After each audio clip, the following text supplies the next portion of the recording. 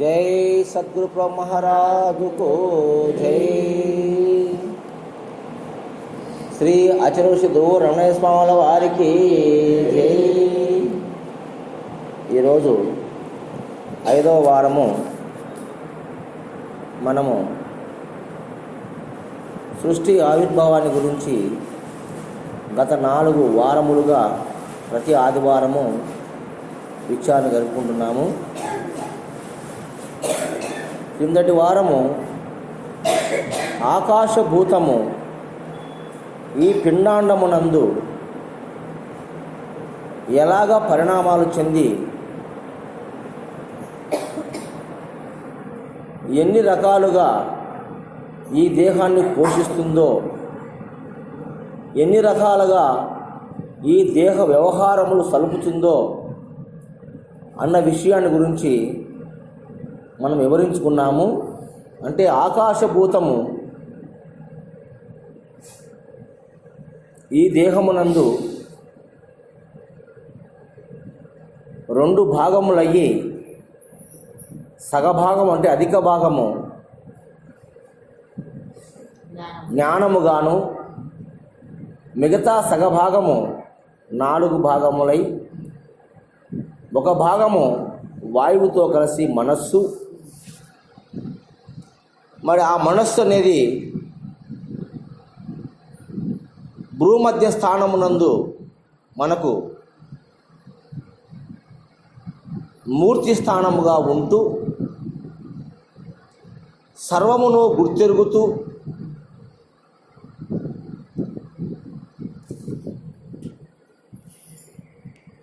మరి నిత్యానిత్య వస్తు వివేకముగా జ్ఞానస్వరూపమయ్యి గుర్తెరుగుతూ ఉండేది ఈ జ్ఞానమని, దీని యొక్క అధిదేవత కూటస్థమని చెప్పుకున్నాము.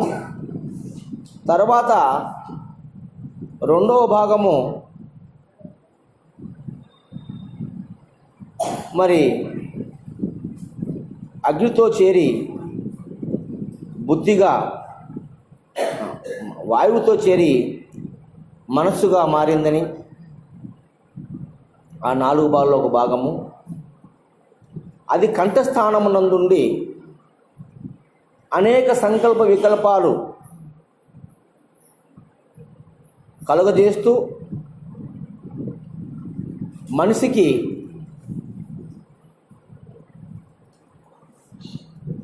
ఒక చోట నిలవనీయకుండా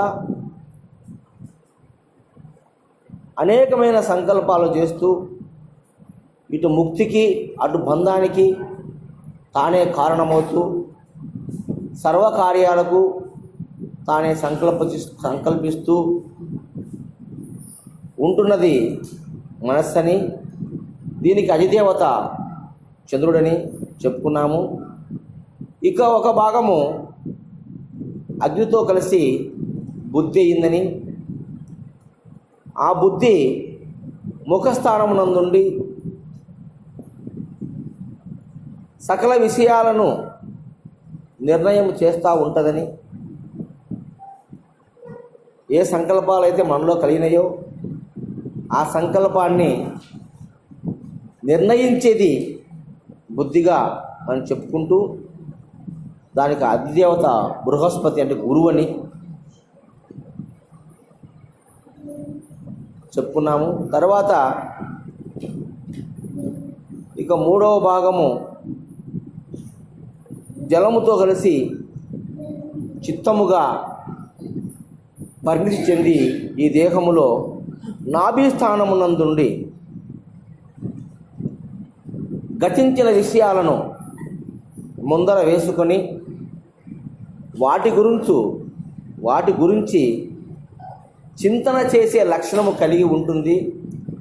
ఈ చిత్తమైనటువంటి విషయాన్ని మనం చెప్పుకున్నాము. దానికి అధిదేవతుడు క్షేత్రజ్ఞుడని మనము చెప్పుకున్నాము. ఇక 4వది, ఆ 4వ సగభాగము పృథ్వీతో కలిసి అహంకార రూపమై ఈ మానవుడి దేహములో హృదయస్థానమందుండి మానాభిమానముల చేత ఈ ప్రపంచాన్ని అభిమానిస్తూ విభేదిస్తూ తన స్వభావాన్ని రక్షించుకుంటూ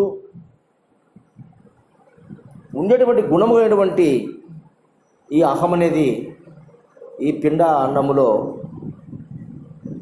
మరి ఉదయస్థానములో ఉంటా ఉన్నదని చెప్పుకుంటూ దానికి అధిదేవుడు రుద్రుడని చెప్పుకున్నాం. తర్వాత ఇప్పుడు మనం ముఖ్యంగా వాయువు గురించి, అంటే వాయుభూతం రావడానికి బీజములు అధిదేవతలు మనము మూలంలోకి వెళితే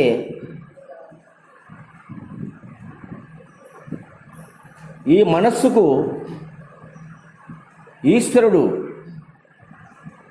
అధిదేవుడై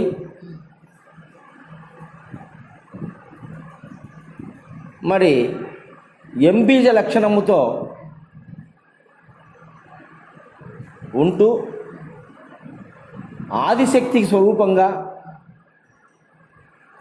స్పర్శ తన్మాత్రగా వాయుభూతంగా అవతరించి బ్రహ్మాండమునందు ఈ పిండాండములో ఆ వాయు స్వరూపమే రెండు భాగములయ్యి సగభాగము మనకు ఈ వాయు స్వరూపంలో సమాన వాయువు అంటే ఆకాశం మొత్తము రెండు భాగములైతే అందులో సగభాగము వాయువుతో కలిసి వ్యానవాయువైంది. వ్యానం అనగా ఇది సర్వాన్ని వ్యాపించేది కాబట్టి వాయువు వ్యానవాయువైంది సగభాగం. ఇక మిగతా సగభాగం 4 భాగములయ్యి ఒకటి సమాన వాయువు ఆకాశంతో కలిసి,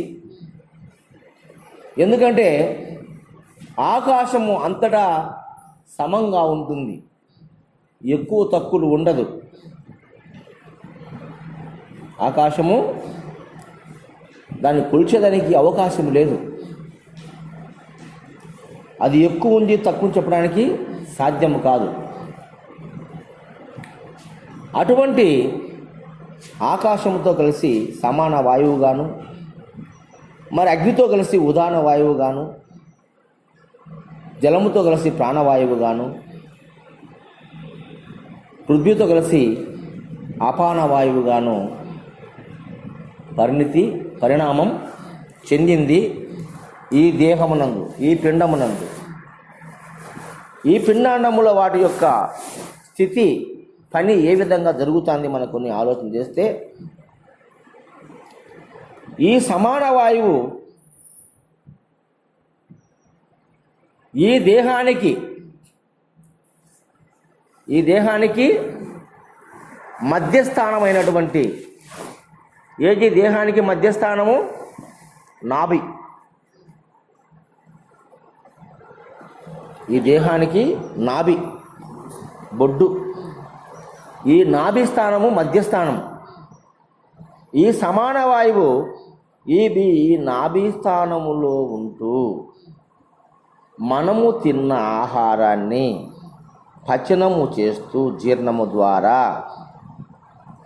72,000 నాడులకు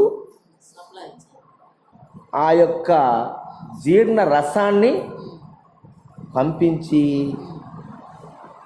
ఆ సూక్ష్మ రసాన్ని మనోబుద్ధులకు బలముగా ఇస్తుంది. దీనికి అధిదేవుడు జయుడు అని మనకు పెద్దలు పేరు పెట్టినారు. జయుడు జయుడు జయుడు అంటే జయము చేకూర్చేవాడు. జయుడు జయము చేకూర్చేవాడు. కాబట్టి ఈ విశ్వానికంతా ఏ స్వరూపమైతే చెలింపజేస్తూ ఉందో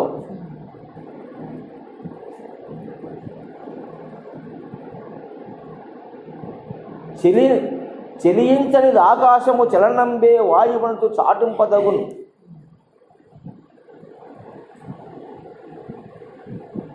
చలనమే విశ్వము తానన చలనమే తను వెరుకలేని జగమైన సూత అని కృష్ణప్రభుల వారు మనకు కందార్థలో చెప్పినట్టుగా ఈ వాయువు చలన స్వరూపంతో ఉంది కాబట్టి రెండు భాగములైన ఈ యొక్క వాయువు మొదటి భాగమైనటువంటి వ్యానవాయువు సగభాగము వ్యానవాయువుగా మారి ఈ దేహమునందు ఈ పిండాండమునందు నాభిస్థానములో తాను ఉంటూ ఈ నాభిస్థానములో ఉంటూ మరి మనము తినేటువంటి ఆహారాన్ని అంతా కూడా పచ్చనమటి జీర్ణము చేసి ఆ జీర్ణ రసాన్ని 72,000 నాడులకు సప్లై చేస్తూ మనోబుద్ధులకు బలాన్నిస్తుంది. అంటే ఈ వ్యానవాయువు సమస్త విశ్వాన్ని వ్యాపించి ఎలా అయితే ఉందో సమస్త చరాచర జగత్తునందు 84 లక్షల జీవకోటిలో దేహమంతా వ్యాపించి నఖశిఖ పర్యంతము ఈ దేహములో కాలి గోటు నుంచి నెత్తిన ఉండే ఎంటిక వరకు వ్యానవాయువు రూపములో సంచరించుతూ మనకు స్పర్శనిస్తాము. అవునా కాదా?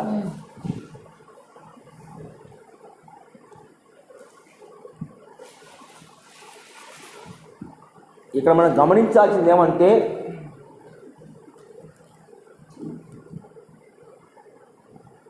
వాయువు అనే భూతము ఈ దేహములో సగభాగము వ్యానవాయువుగా మారింది. ఎందుకు మారింది వ్యానవాయువు అంటే శరీరములో కోటాను కోట్ల కణములు కోటాను కోట్ల రోమములు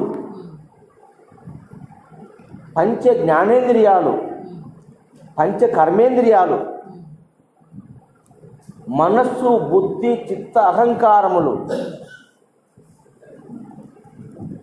అంతఃకరణాలు పంచ ప్రాణములు పంచ విషయేంద్రియాదులు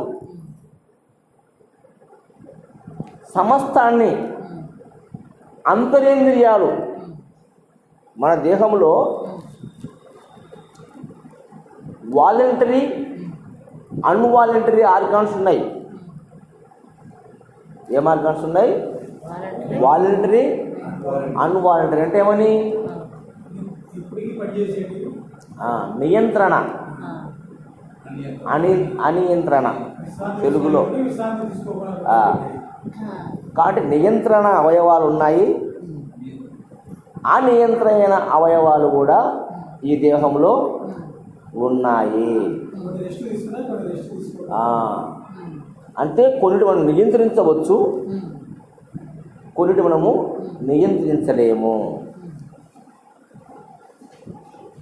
నియంత్రించేటి ఏంటి, నియంత్రించకుండా ఉండేటి ఏంటి అనే మనం ఆలోచన చేస్తే ఈ బాహ్యేంద్రియాలన్నీ కూడా మనం నియంత్రించవచ్చు.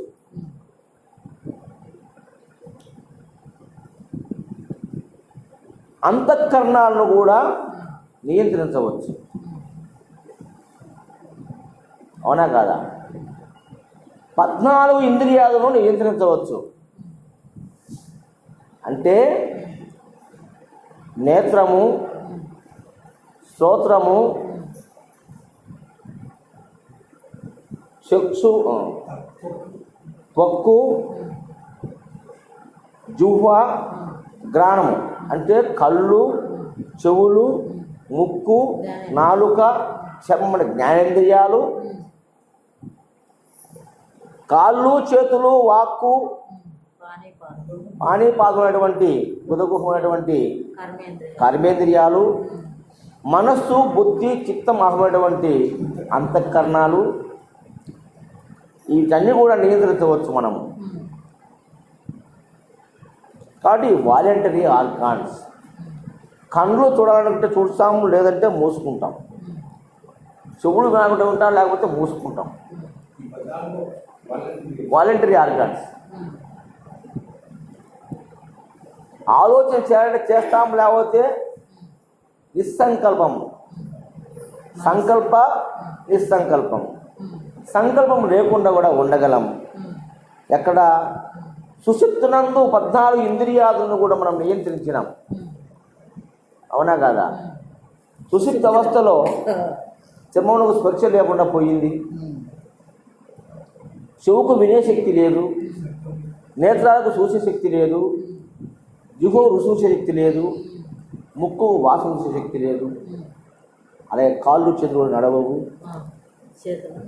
చేయలేవు.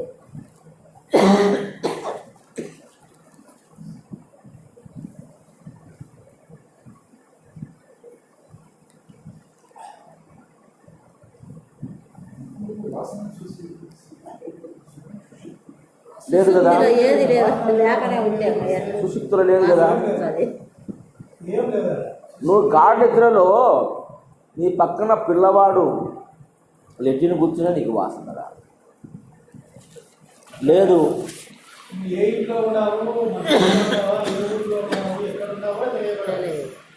నువ్వు కూర్చుకున్న అత్తలు పన్నీరు వాసన కూడా నీకు రాదు. వస్తుందా సుషుప్తిలో? ఏ ఇంద్రియం పనిచేసినా నిద్ర కాదు, నిద్రపోలేవు. 14 ఇంద్రియాలు విశ్రాంతి తీసుకుంటే నిద్రపోతావు, రాత్రి నిద్ర రాదు. దేహాన్ని కదలకుండా పండుకుంటావు, కళ్ళు మూసుకుంటావు, నోరు మూసుకుంటావు, అన్నీ మూసుకుంటావు. అని నిద్ర వస్తుందా నీకు? మనసు మెలకువలో ఉంది, బుద్ధి మెలకువలో ఉంది, చిత్తం మెలకువలో ఉంది, అహం మెలకువలో ఉంది. అవునా కాదా? కాబట్టి బాహ్యేంద్రియాలను బంధించుకున్నప్పటికీ అంతరింద్రియాలు అణగకపోతే నీకు నిద్ర రాదు. Note this point. అర్థమైందా? నిద్ర ఎందుకు రాదు అంటే ఆరోగ్యం పోతేనే కాదు, అంతరింద్రియాలు బాగలేకపోయినా నిద్ర రాదు. అన్నీ రెస్ట్ తీసుకోవాలి నిద్ర రావాలంటే. అన్నీ కూడా వాటి కర్తవ్యాన్ని అవి సాధించాలి, నిష్క్రమణ చెందాలి.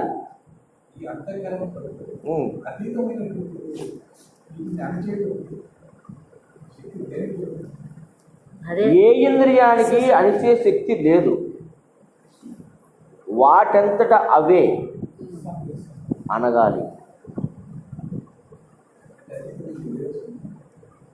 ఏముంది? అధికమైంది ఉందంటే నీ అజ్ఞానం ఉంది. అధికమైంది అజ్ఞానమే. నువ్వు సంకల్పం చేస్తావు, నిస్సంకల్ప స్థితికి వస్తావు, అమనస్క స్థితికి పోతావు. సుషుప్తి వచ్చింది నీకు. ఎలా వచ్చింది? దేని చేత వచ్చింది చెప్పగలవా? కర్త లేడు, భోక్త లేడు. ఏం రమయ్య? అకర్త అభోక్త, అన్నిటికీ నువ్వే కర్తవు, నువ్వే భోక్తవు. అర్థమైందా? పెద్దలు ఎన్నో చెప్పారు, కానీ మనం సుషుప్తి అవస్థలో ఉన్నామంటే వాలంటరీ ఆర్గాన్స్ అంటే నియంత్రణ అవయవాలు మొత్తము కూడా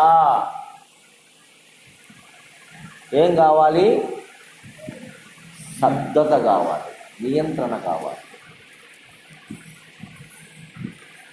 అన్నీ కూడా స్విచ్ ఆఫ్ కావాలి, స్విచ్ ఆఫ్ కావాలి.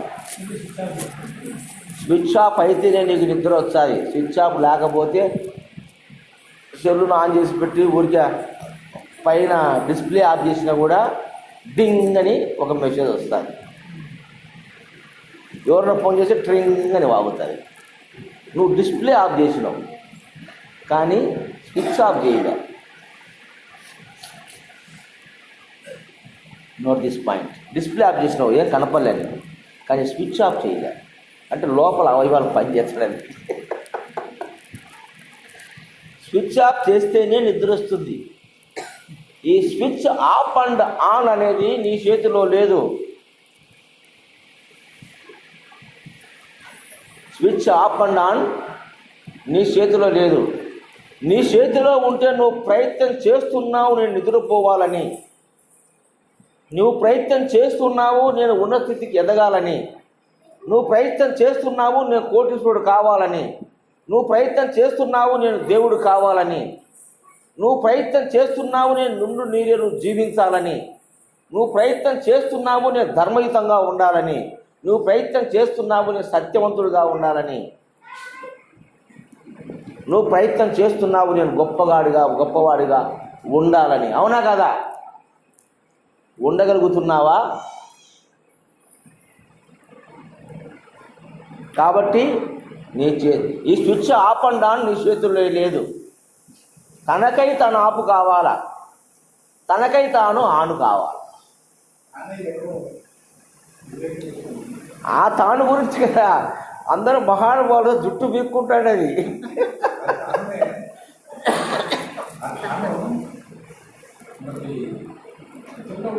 సర్వము తానైన వాడు, సర్వము తానైన వాడు. ఒక ఉదాహరణ చెప్తా విను. మన వాళ్ళు అద్భుతమైన ఒక వంటకం చేసినారు. అది మధురంగా ఉంది. అందులో అనేక రకాల దినుసులు పడ్డాయి.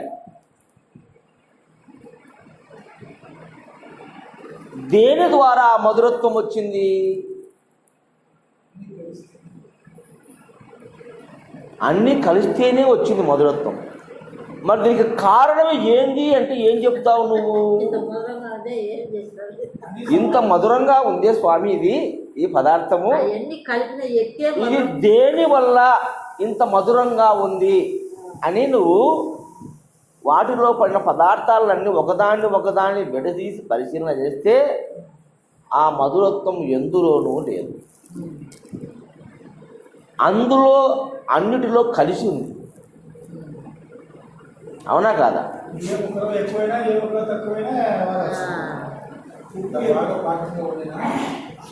కొంచెం తక్కువైనా ఎక్కువైతే ఉప్పుగా ఉంటుంది, తక్కువైతే సప్పగా ఉంటుంది. మీడియంగా మధ్యలో ఉంటుంది. నీలో ఉన్నటువంటి ఇంద్రియాలను స్విచ్ ఆఫ్ చేసేవాడు ఆను చేసేవాడు నీవే.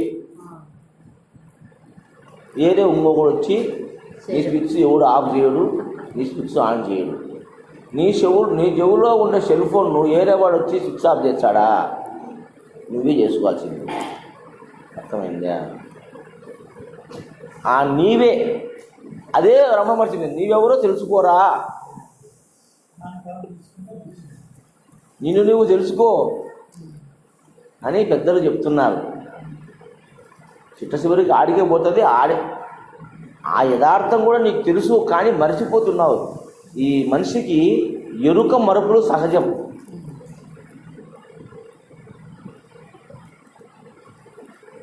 ఏ వాయు స్వరూపం అయితే ఈ పిండాండములో సగభాగము వ్యానవాయువుగా మారి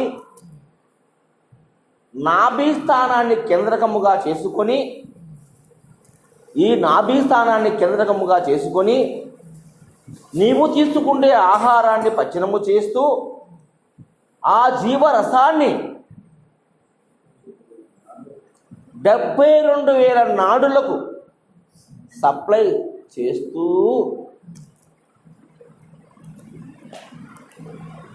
మనోబుద్ధులకు కూడా బలాన్ని ఇస్తుంది.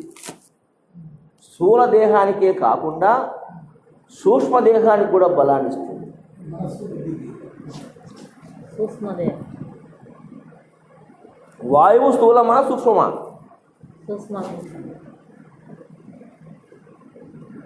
ఆహారం స్థూలం. ఆహారములో ఉన్నటువంటి రసాన్ని తీసి దాన్ని పచనము చేసి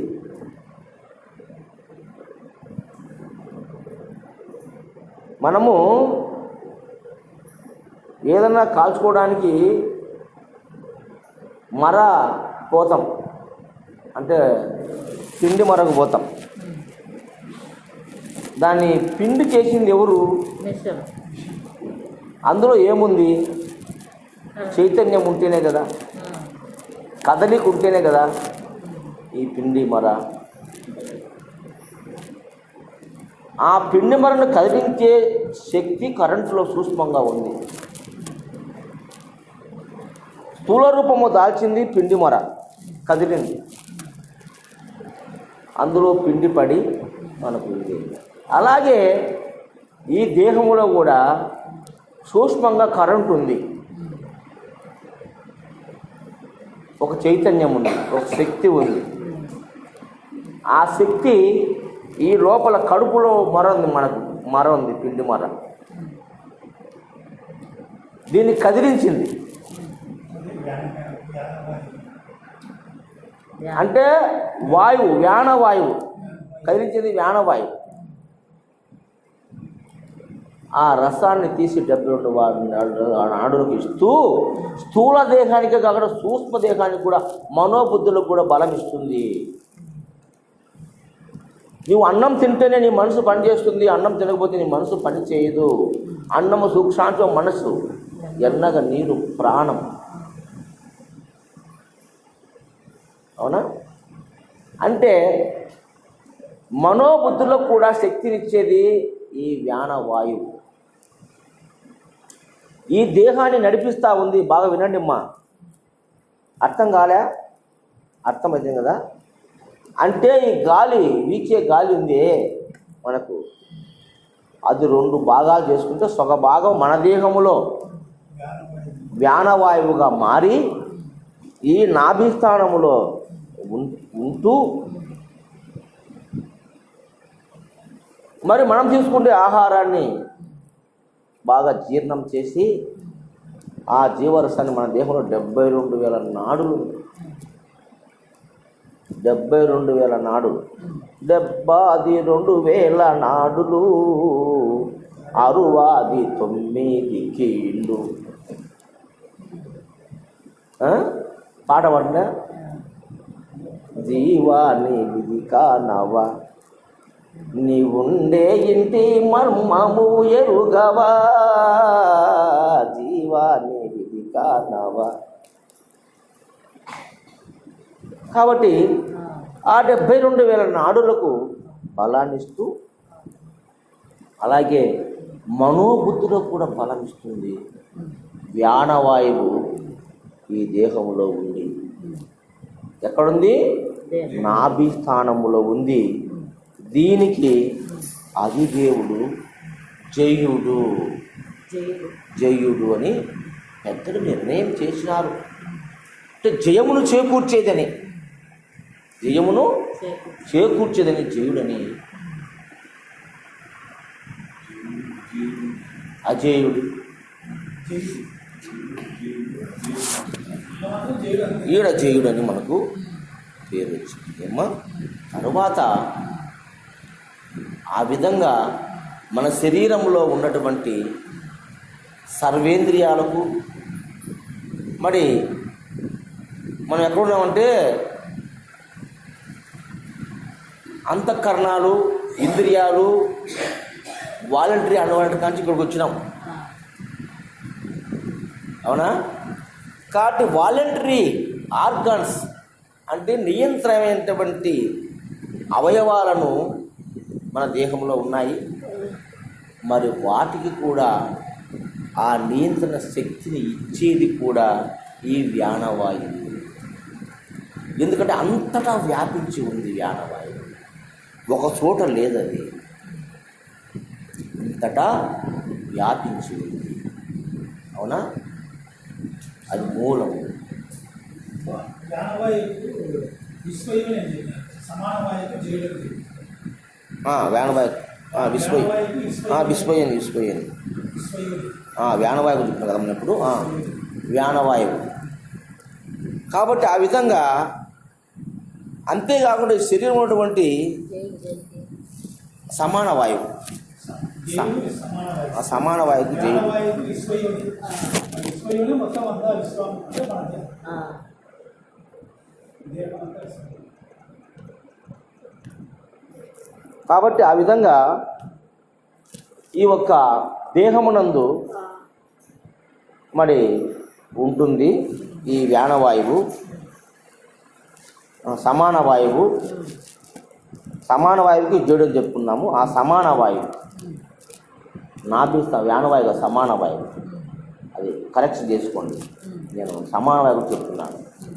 ఆ సమాన వాయువు నాభిస్థానంలో ఎందుకుందంటే, ఈ దేహము మధ్యస్థానము నాభి కాబట్టి ఇక్కడుండి మనకు కాలి గోటు నుంచి ఈ ఎంట్రుకు వరకు వాయువును సమానముగా పంపిస్తూ ఉంది. ఇది వాయువు ఆకాశంతో కలిసి సమాన వాయువుగా ఏర్పడి మరి ఈ విధంగా ఈ యొక్క దేహాన్నంతా కూడా మొత్తం సమానంగా పనిచేస్తూ ఉంది. ఈ 72,000 నాడుల కంటే మనకు నఖశిఖ పర్యంతము ఉండి వాటికి స్పర్శ జ్ఞానాన్ని ఇస్తుంది ఈ సమాన వాయువు. అందుకే మనకు కాలి గోటికి తగిలిన కూడా మనకు అర్థమవుతుంది. స్పర్శ ఎంటుకకు తగిలినా అర్థమవుతుంది. పైనుంచి ఒక సీమో ఒక దోమో తలలో పడింది అనుకో, తల మీద, అది మన చర్మానికి తగలిపోయినప్పుడు ఎంటికలు తగిలితే మనకు అర్థమవుతుంది స్పర్శ. అవునా కాదా? అంత పర్ఫెక్ట్గా పనిచేస్తుంది. కాబట్టి ఇక వాలంటరీ అన్వాలంటరీ ఆర్గాన్స్ మన దేహంలో ఉన్నాయి. వాటికి కూడా ఇది ఆ యొక్క తత్వాన్ని సమభాగంగా పంచుతుంది. అయితే అన్వాలంటరీ ఆర్గాన్స్ కొన్ని ఉన్నాయి, వాలంటరీ ఆర్గాన్స్ కొన్ని ఉన్నాయి. వాలంటరీ ఆర్గాన్స్ అన్నీ మూసుకుంటే కానీ మీకు నిద్ర పట్టదు. వాలంటరీస్ నుంచి నువ్వు అయితే కానీ నీకు ముక్తి కలగదు. ఇంకొక మాట, నియంత్రణ అవయవాల నుంచి నువ్వు ముక్తి పొందితే కానీ, విముక్తి కలిగితే కానీ నీకు ఒక్క మాట చెప్పంటే విముక్తి కలగదు. అంటే మనస్సు, బుద్ధి, చిత్త, అహములు, పంచ జ్ఞానేంద్రియాలు, పంచకర్మేంద్రియాలు 3 విముక్తి కావాలి. అప్పుడే నీకు ముక్తి, అప్పుడే నీ స్వస్థానము. అవునా? బాహ్యేంద్రియములు, అంతరేంద్రియములు, యమనియమములు అంటారు. యమమనగా బాహ్యేంద్రియము, నియమనగా అంతరేంద్రియము. ఇవి ఎప్పుడైతే నియంత్రణ అవుతాయో అప్పుడు నీకు ముక్తి, లేకపోతే నీకు ముక్తి లేదు. కాబట్టి ఈ యొక్క బాహ్యేంద్రియ నిగ్రహము, అంతరింద్రియ నిగ్రహము, ఈ 14 ఇంద్రియాలు ఎప్పుడైతే నీలో స్విచ్ ఆఫ్ అవుతాయో అప్పుడే నీ స్వస్థానమైన సుశక్తి నీ స్థానం. అంటే ఏమీ లేని స్థితి, అది పరమాత్మ స్వరూపం. ఎందువలనగా అక్కడ కులము లేదు, మతము లేదు, లింగభేదము లేదు. ఇందాక లావు కాదు, సన్నము కాదు, పొడుగు కాదు, పొట్టి కాదు, ఎరుపు కాదు, తెలుపు కాదు, నలుపు కాదు, ఏది లేని స్థితి సుషుప్తి. ఏమీ లేని స్థితి సుశక్తి. సుషుప్తి అనేది. నిద్రపోయిన తర్వాత ఎవరైనా మనం ఏం చేస్తున్నారన్నా ఇన్ని జరుగుతుంటే నాకు తెలియదు, నేను నిద్రపోతాను. బాగా నిద్రపోయినా ఏమి గుర్తులేదని చెప్పేది సుశుద్ధి. సుషుప్తి అవస్థ అంటే అప్పుడు నీ ఆర్గాన్స్ అన్నీ స్విచ్ ఆఫ్ అయినాయనే కదా అర్థము. అది స్విచ్ ఆన్లో ఉంటే నువ్వు సుషుప్తిలో లేనట్లే. ఏ ఇంద్రియము ఆన్లో ఉన్నా నువ్వు సుషుప్తి లేనట్లే. అన్ని లైట్లు ఆర్పితేనే అప్పుడు సుషుప్తి. ఒక్క లైట్ ఇరిగినా కరెంటు ఉన్నట్టే. అన్ని లైట్లు ఆరిపోతే కరెంటు లేనట్టు. ఒక లైట్ అంటే మిగతా లైట్లు చెడిపోయినాయని అది ఇరుగుతుంది, కరెంటు ఉందనే. ఏమైనా అర్థమవుతుందా? ఇప్పుడు అన్ని లైట్లు ఉన్నాయి, అన్ని ఆరిపోయి ఒక లైట్ వెళ్తుంది అనుకో, ఇప్పుడు కరెంటు ఉందనే లేదనే? కరెంటు ఉంది, కానీ ఈ లైట్లు చెడిపోయినాయి. అట్టే నీ దేహంలో కూడా 14 ఇంద్రియాదులు అణిగితేనే నీకు సుషుప్తి అవస్థ వస్తుంది, లేకపోతే రాదు. ఇది సత్యము, గుని గుర్తుపెట్టుకో. ఇంపార్టెంట్ మాట. అలాగే అన్వాలంటరీ ఆర్గాన్స్ మన దేహంలో ఉన్నాయి, వాటికి దీనికి సంబంధంలే. ఏంటి అన్వాలంటరీ ఆర్గాన్స్ చెప్పు? అనియంత్రణ. నువ్వు నిలబెట్టాలి, నిలబడవై. గుండె, శ్వాస, కిడ్నీలు, ఊపిరితిత్తులు, శ్వాస, గుండె, ఊపిరితిత్తులు, కిడ్నీలు, ఇవన్నీ అన్వాలంటరీ ఆర్గాన్స్. ఏం రమ్మయ్య? ఈ పని చేస్తానండి, ఈ ఉన్నాయి కానీ ఈ పని చేయాల్సిందే. లివరు, హార్ట్, కిడ్నీలు, ఊపిరితిత్తులు, మూత్రాశయము, ఇన్నర్ ఆర్గాన్స్, జీర్ణాశయము. జీర్ణాశయం రెస్ట్ తీసుకుంటుందా? ఇవన్నీ రెస్ట్ తీసుకుంటే మనం పోతాం. ఈ ఆపి నేనుకో కైలాసం. కాబట్టి ఈ ఆపు కావు. ఈ తల్లి కడుపు నుంచి బయట పడినప్పటి నుంచి మళ్ళీ శ్మశానంలోకి పోయేంత వరకు ఈ పని చేస్తాయి. రెస్ట్లెస్ ఆర్గాన్స్, ఈ పని వీటికి విశ్రాంతి లేదు. అవి విశ్రాంతి తీసుకుంటే మనం అక్కడికి పోయేది, లేకపోతే లేదు. ఇది అన్వాలంటరీ ఆర్గాన్స్ అంటే విశ్రాంతి తీసుకుంటే అవయవాలను, అవిశ్రాంతంగా పనిచేసే అవయవాలను మొత్తటిని బ్యాలెన్స్ చేస్తుంది సమాన వాయువు. మొత్తటిని బ్యాలెన్స్ చేస్తుంది, అంత పెద్ద పని చేస్తుంది. రెండింటిని బ్యాలెన్స్ చేస్తుంది సమాన వాయువు. ఆ విధంగా ఉండి మన శరీరం అంతా సమానంగా, ఈ దేహమే కాకుండా 84 లక్షల జీవరాశులకు ఏ జీవికి ఎంత గాలి అవసరమో, ఒక జీవికి భూమిలో గాలి అవసరం, ఒక భూమికి నీటిలో గాలి అవసరం, ఒక జీవికి అంతరిక్షంలో గాలి అవసరం, ఒక జీవికి భూమి మీద నడిచే జీవులకు గాలి అవసరం, ఒక గాలి అవసరం. ఏ దానికి ఏ వాయువు కావాలనో, ఏ దానికి ఎంత వాయువు కావాలనో అంతను మాత్రమే ఇస్తూ సమదృష్టితో, సమభావనతో చేసే వాయువు సమాన వాయువు. ఆ వాయువు యొక్క ఉధృత మన దేహంలో ఎక్కువైందనుకో చచ్చిపోతాము. ఎక్కువైనా తక్కువైనా సమానంగా ఉంటేనే. ఎక్కువైందనుకో గుండె తడొస్తుంది, ఆయాసం వస్తుంది, దేహం అంతా కదులుతుంది, మతి తప్పిపోతుంది, మనసు అకలావికలం అవుతుంది, బుద్ధి సంచల్యం కలుగుతుంది. అవునా కాదా? మతి తప్పి పోతుంది. ఎక్కువైనా తక్కువైనా. ఏం రమణయ్య, ఈ సమాన వాయువు ఈ దేహములో ఏ ఇంద్రియానికి కానీ ఎవరైనా కానీ ఎక్కువైనా తక్కువైనా ఇది పాడైపోతుంది. అట పాడు కాకుండా ఈ యొక్క దేహంలో మరి కాపాడుతూ ఉంది. ఇది సమాన వాయువు. అదే వ్యానవాయువుకి వస్తే ఈ వ్యానవాయువు సర్వాంగముల యందు ఉండి, అంటే అన్ని అంగముల యందు ఉండి శీతోష్ణ స్పర్శలను ఎరిగే పని దీనికి. శీత ఉష్ణములను ఎరుగుతుంది. ఏది? వ్యానవాయువు. అంతలక్కల సర్వాంగముల యందు తిరుగుతూ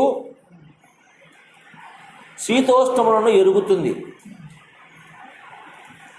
ఈ వ్యానవాయువు.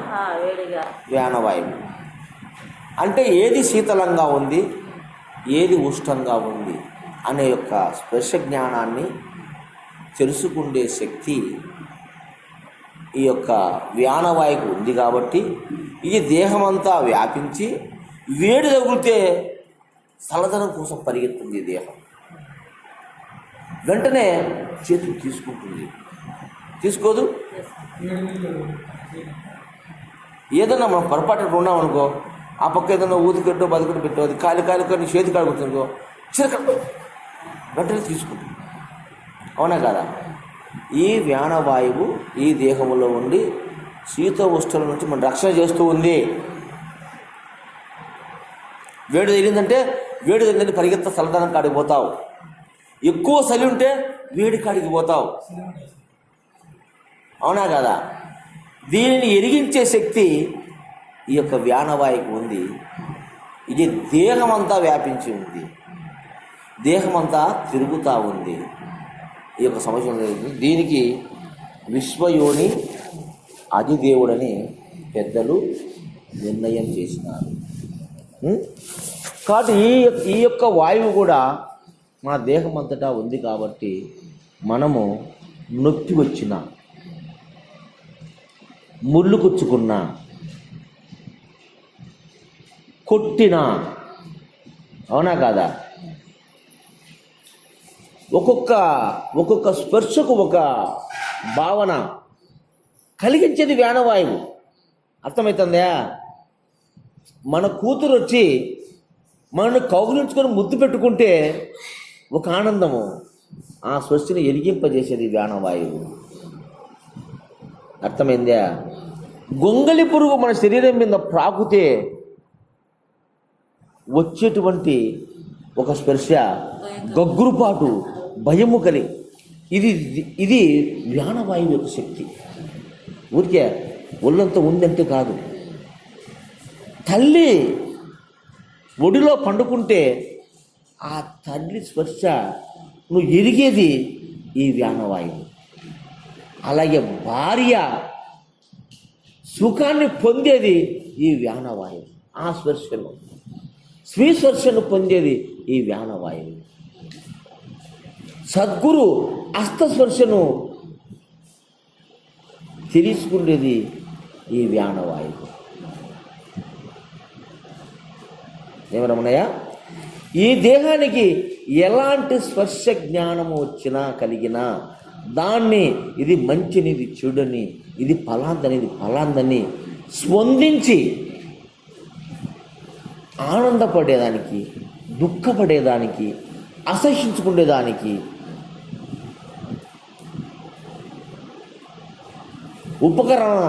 ఉపకరణ చేసేది వ్యానవాయువు. మనకు అర్థమవుతుంది. ఏదన్నా పూసుకున్నా ఆయిల్ పూసుకున్నట్టుగా మనకు అర్థమవుతుంది.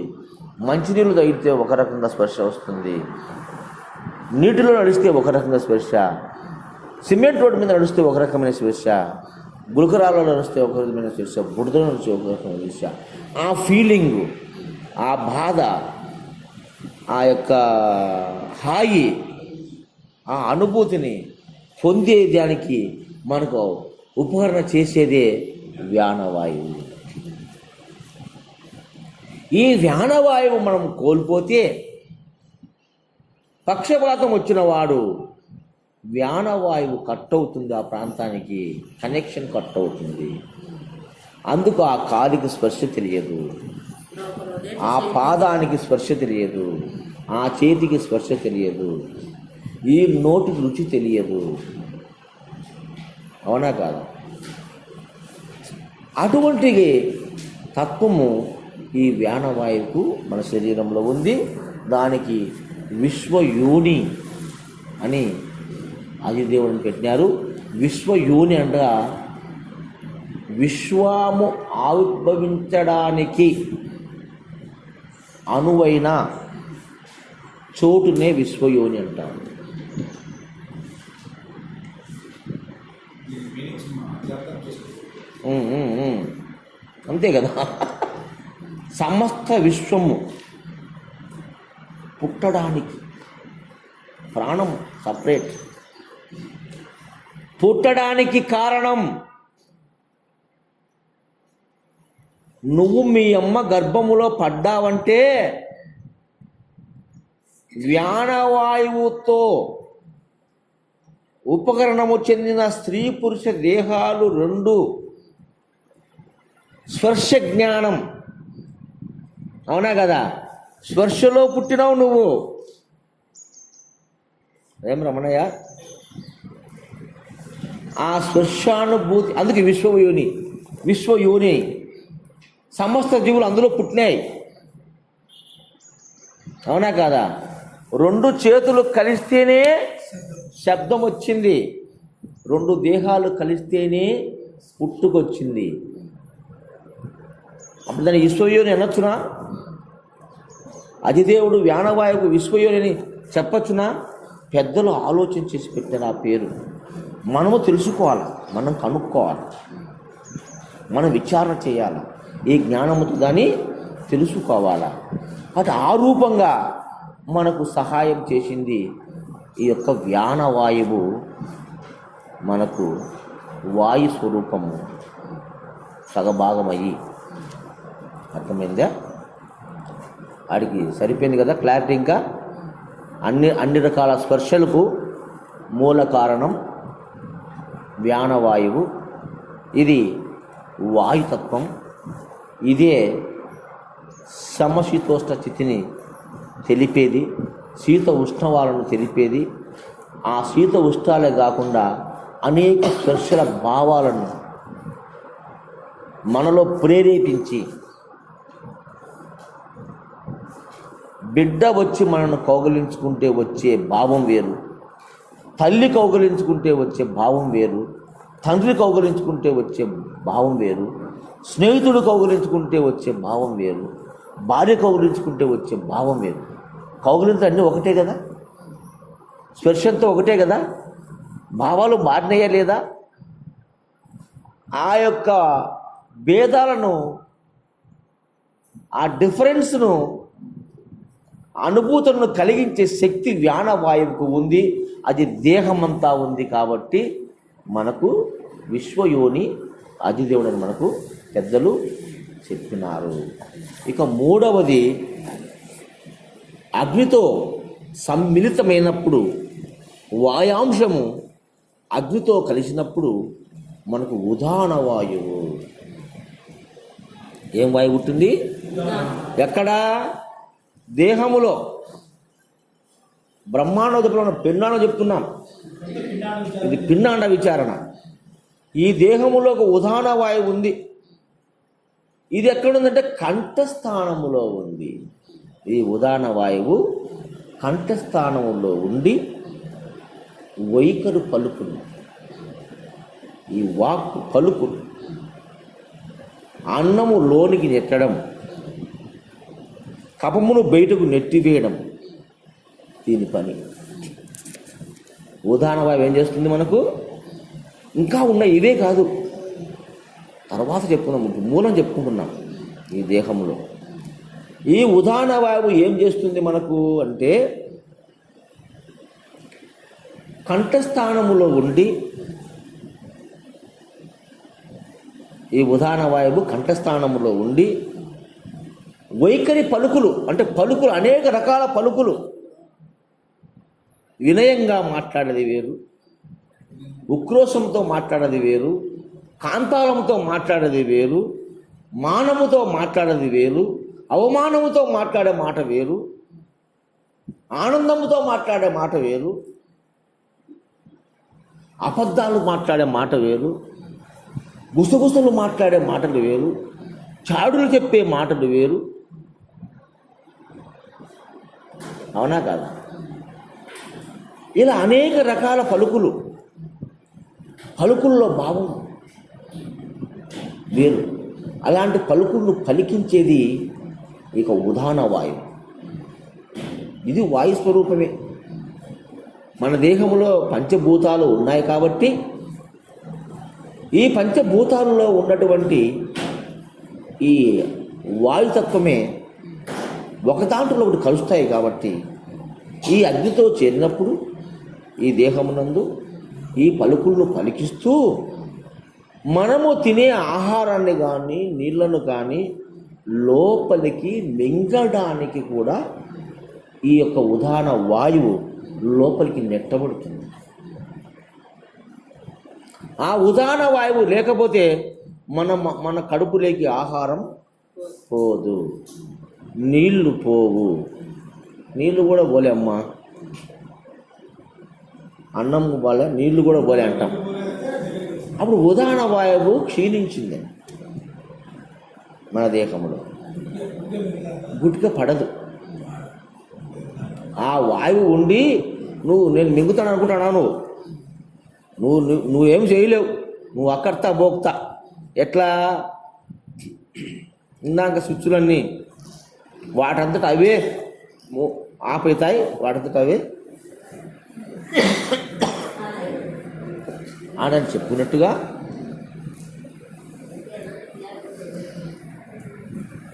ఈ ఉదాహరణ వాయువు అన్నపానాలను లోపలికి మింగేటట్లు చేస్తూ, కఫం ఉంది మనకు ఊపిరితిత్తులలో, ఆ కఫాన్ని బయటకు నెట్టేస్తుంది. అజీర్ణం చేసినప్పుడు లోపల చెడు పదార్థం ఉన్నప్పుడు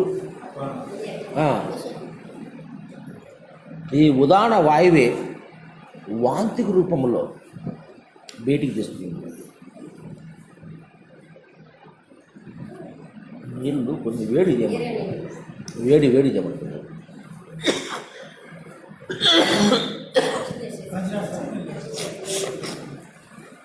కాంతలే ఉన్నాయా?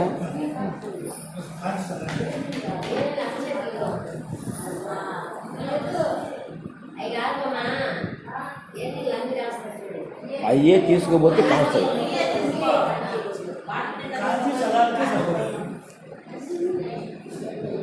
అన్నపానాలను లోపలికి పంపడమే కాకుండా కఫము మనం దగ్గుపరిచినప్పుడు, జలుబు చేసినప్పుడు ఊపిరితిత్తుల్లో ఉన్నటువంటి కఫాన్ని బయటికి పంపుతుంది. అజీర్ణమైనప్పుడు, మలినమైనప్పుడు ఆహారము వాంతి రూపంలో బయటికి పంపిస్తుంది. ఇది చేసే పని. దీనికి అధిదేవత అజుడు. అజుడు అంటే బ్రహ్మము. అజుడు అంటే బ్రహ్మము. అంటే మనము ఆహారము తీసుకోకపోతే ఈ దేహములో సృష్టి అంతా శూన్యమైపోతుందా? అయిపోతుంది కదా. అన్ని ఇంద్రియాలకు 72,000 నాడులకు శక్తి పోదా? కాబట్టి అన్ని నాడులకు శక్తినిచ్చే ఆ యొక్క పదార్థాన్ని లోపలికి పంపేవాడే అజుడు.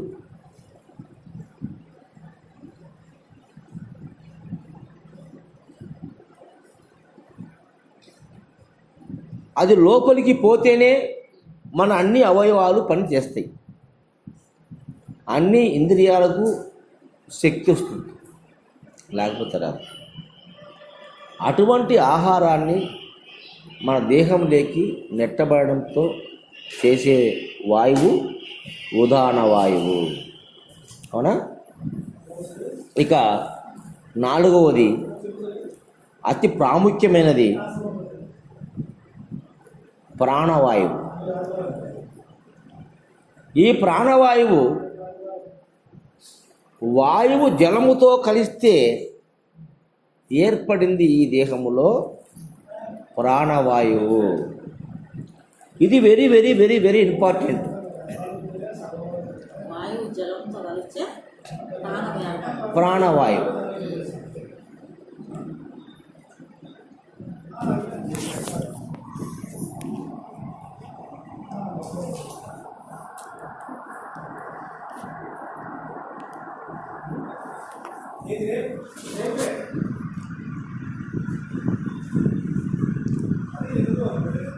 ఏమా అర్థమవుతుందా?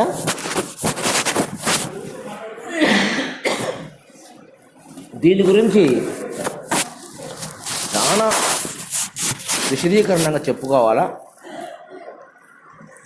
ఈ ప్రాణవాయువు గురించి. తర్వాత అపానవాయువు ఉంది. ఈ ప్రాణవాయువు గురించి చెప్పుకోవాలంటే వాయువులో ఒక ప్రాణము, ఒక భాగము జలముతో కలిసినప్పుడు అది ప్రాణవాయువుగా మారి మన దేహములో మనకు సర్వ అవయవాలకు మరి కణకణమునకు ప్రాణాన్ని సప్లై చేస్తే ప్రాణవాయువుది. నీరు. దీని గురించి చెప్పుకోవడానికి చాలా విషయం దాగి ఉంది ఇందులో. దీన్ని విపులంగా చెప్పాలమ్మా. సమయం 1 గంట కావస్తుంది. ఇప్పుడు స్టాప్ చేస్తాము. మధ్యాహ్నం భోజనం తర్వాత ప్రాణవాయువు గురించి మనము చెప్పుకుందాము. ఎందుకంటే దాని గురించి చాలా విశదీకరంగా చెప్పాలి. కట్ చేసిన మహారాజుకు జై.